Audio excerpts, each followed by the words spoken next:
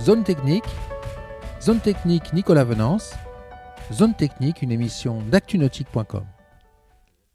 Bonjour et bienvenue à vous sur Zone Technique, un Zone Technique aujourd'hui dédié à la sécurité en mer, puisque je vous propose de tout savoir sur la différence qui existe entre une balise de détresse portable AIS et une balise de détresse portable satellite. Et pour cela, rencontrons tout de suite Thomas Cellier. Thomas Cellier est chef de produit chez Navicom.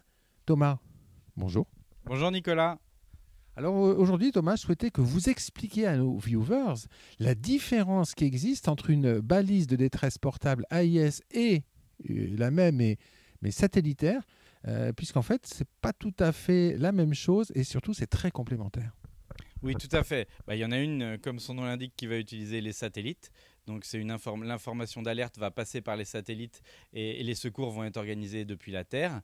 Et l'autre balise qui est AIS, donc l'AIS c'est une information numérique transmise par voie VHF, va permettre d'avoir une alerte dans une zone.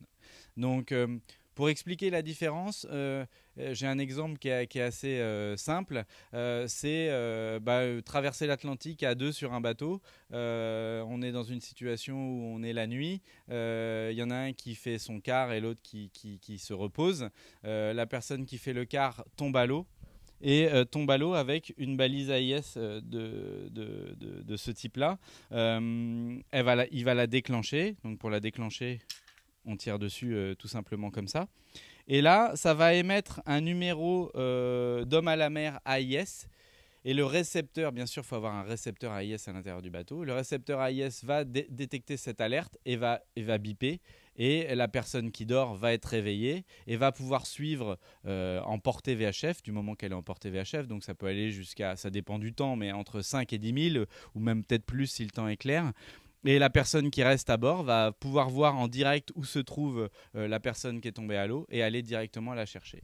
Avec une précision de localisation extrême. Avec un positionnement GPS, donc une position précise et surtout un suivi en direct, parce qu'une balise comme ça émet pendant 24 heures minimum. Donc là, on a bien compris que dans ce cas-là, l'AIS est hyper pratique puisqu'il va permettre à l'autre équipier de comprendre qu'il y a eu un problème et puis de retrouver l'équipier tombé à la mer.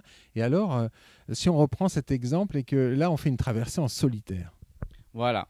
Donc l'autre exemple, je vais prendre la balise satellite. Donc si on fait la même situation, par exemple avec les deux personnes à bord, d'abord, la même situation, il y en a un qui tombe à l'eau, il déclenche sa balise satellite, c'est à terre qu'on va avoir les informations. Et la personne qui est dans le bateau, qui n'est pas forcément joignable de la terre, elle va continuer sa nuit et elle ne va pas forcément avoir les informations en direct puisque les secours sont organisés de la terre. Donc on voit que là, dans ce cas-là, l'AIS, c'est super intéressant.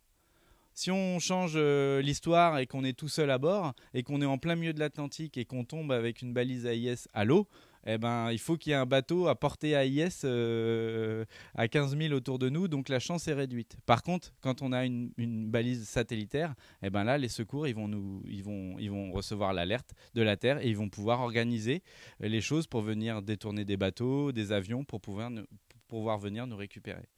Donc en fait, c'est deux types d'usages un petit peu différents.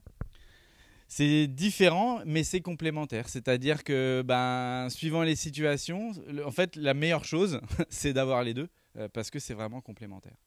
Et quand on est, l'autre exemple qu'on va avoir, si on est proche de la côte et qu'on va juste à la pêche, une balise satellite, vu que les secours sont organisés depuis la Terre, si on la déclenche, les secours vont pouvoir venir nous chercher très rapidement. Voilà. Donc, voilà. Je vais dire que pour avoir un exemple simple, quand on est en équipage, la balise AIS, ça permet d'avoir une réponse rapide parce que le premier bateau qui peut nous sauver, c'est le nôtre, c'est celui duquel on est tombé. Donc la balise AIS, dans ce cas-là, elle est vraiment intéressante. Voilà. Après, pour des traversées lointaines et puis quand on est seul à bord, la balise satellite va prendre bien sûr le relais. Voilà. Alors c'est un équipement qui n'est pas obligatoire en France et pourtant il est très très fortement conseillé. Le dernier exemple en date, c'est celui de Kevin Escoffier qui doit sa vie à sa balise individuelle portable. Voilà, donc après, là, il y a eu une balise de détresse Hyperb satellite qui a été déclenchée dans un premier temps. Et après, dans le radeau, il y avait une balise AIS, ce qui a permis à Jean Le Cam de voir directement sur son écran AIS où se trouvait Kevin Escoffier. Donc on voit que c'est des produits complémentaires. Il y a eu le satellite, il y a eu l'AIS. Donc c'est vraiment des outils super importants. Et après, les balises portables AIS et satellites, elles ne sont pas obligatoires. Mais par contre, en course sur des Vendée Globe, elles sont obligatoires. Ils les ont bien entendu. Mais voilà, pour dire que ces produits-là, ça reste un coût. Mais par contre, on peut vraiment se sauver la vie grâce à ça. Merci beaucoup Thomas. Merci Nicolas. Cette émission est accessible à tout moment sur la chaîne YouTube d'ActuNautique, mais aussi en podcast sur Spotify, Deezer, Apple, Google, Acast et SoundCloud.